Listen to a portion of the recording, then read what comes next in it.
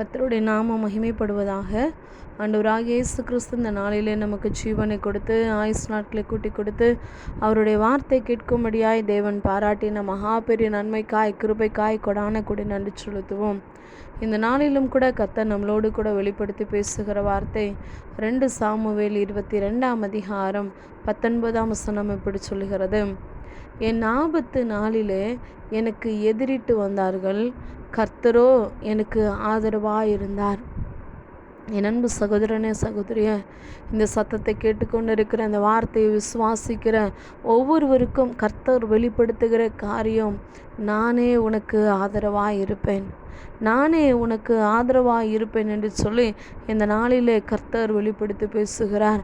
அன்னைக்கு சங்கீதக்காரனாகிய தாவீது சொல்லுகிறான், என் ஆபத்து நாளிலே எனக்கு எதிரிட்டு வந்தார்கள், கர்த்தரோ எனக்கு ஆதரவாய் இருந்தார்.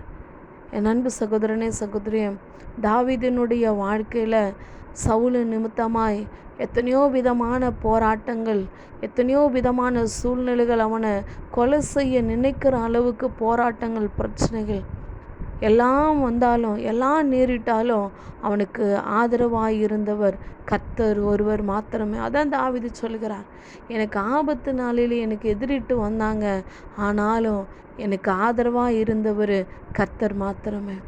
அவரோ எனக்கு எனக்கு ஆதரவாக இருந்தார் என்று சொல்லி தாவீது வெளிப்படுத்தி பேசுகிறதை பார்க்கிறோம். அது மாத்திரமல்ல, ஏன் கர்த்தர் தாவீதுக்கு ஆதரவாக இருந்தார்? ஏன் தாவீது அப்படி சொல்லணும், எனக்கு ஏன் கர்த்தர் ஆதரவாக இருந்தார்? ஏன் அப்படி சொல்லி பார்ப்போமானால், யாருக்கு கர்த்தர் ஆதரவாக இருப்பார்? இங்கே தாவீதை பார்க்கிறோம். அவனோட குடும்பத்தில் அவங்களுடைய தகப்பன், தாவீதினுடைய தகப்பன் தாவீதை மறந்து போயிருந்திருக்கலாம். தன்னுடைய வீட்டில் இருக்கிற பிள்ளைகள் இவ்வளவுதானா அப்படின்னு கேட்கும்போது தான் அவனுக்கு தாவீதோட ஞாபகம் வருது. இல்லை, இன்னொருத்தன் இருக்கிறான், அவன் ஆடு மேய்த்து கொண்டிருக்கிறான் அப்படின்ற அதுக்கப்புறம் தான் அவங்க தகப்பனுக்கு ஞாபகம் வருது. தகப்பனால் மறக்கப்பட்ட தாவீது. ஆனால் யார் நினைவில் வைத்தார் அப்படின்னா, அபிஷேகம் பண்ண போகிறவர், தெரிந்து கொள்ளப்பட்டவர், வேறுபிரிக்கப்பட்டவர் அந்த இடத்துல தாவீதை நினைவு கூறுகிறார். தாவீது சாமுவேலின் நிமித்தமாய் அபிஷேகம் பண்ணுவதற்காக கர்த்தர் தெரிந்து கொள்கிறார். நான் தெரிந்து கொண்டவன் இவன்தான் என்று சொல்லி கர்த்தர் சாமுவேலின் நிமித்தமாய் தாவீதை அபிஷேகம் பண்ணினார். தான் அபிஷேகம் பண்ணினவனுக்கு எவ்வளோ பெரிய போராட்டம் வந்தாலும், எவ்வளோ பெரிய பிரச்சனை வந்தாலும், எவ்வளோ பெரிய அவமானம் வந்தாலும், எவ்வளோ பெரிய சத்துருக்கள் மனுஷர்கள் என்ன வந்தாலும் சரி, அபிஷேகம் பண்ணின மனுஷனுக்கு கர்த்தரே ஆதரவாக இருப்பார், அவரே ஆதரவாக இருப்பார். அதான் தாவீது சொல்லுகிறார், கர்த்தரே எனக்கு ஆதரவாக இருக்கிறார், என்மேல் அவர் பிரியமாக இருந்தபடியால் விசாலமான இடத்துல என்னை கொண்டு வந்து என்னை தப்புவித்தார். கர்த்தர் என் நீதிக்கு தக்கதாக எனக்கு பதிலளித்தார், என் கைகளின் சுதந்திரத்திற்காக எனக்கு சரி கட்டினார் என்று சொல்லி கர்த்தருடைய நாமத்தை இந்த இடத்துல மகிமைப்படுத்துகிறதை பார்க்கிறோம்.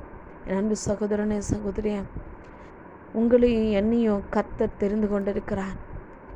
தாவீதினுடைய வீட்டில் அத்தனை சகோதரர்கள் இருந்தாலும் அவர் தாவீதை தான் தெரிந்து கொண்டார். அதே மாதிரி நம்ம குடும்பத்தில் எத்தனையோ பேர் இருக்கலாம், நம்ம வீட்டில் எத்தனையோ பேர் இருக்கலாம், நம்ம வேலை செய்கிற இடத்துல எத்தனையோ பேர் இருக்கலாம், நம்ம ஊழியர் செய்கிற பகுதியில் எத்தனையோ பேர் இருக்கலாம். ஆனால் கர்த்தர் உங்களையும் என்னையும் தெரிந்து கொண்டிருக்கிறார்.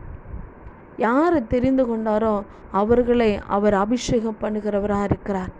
நம்மளை கர்த்தர் அபிஷேகம் பண்ணியிருக்கிறார்.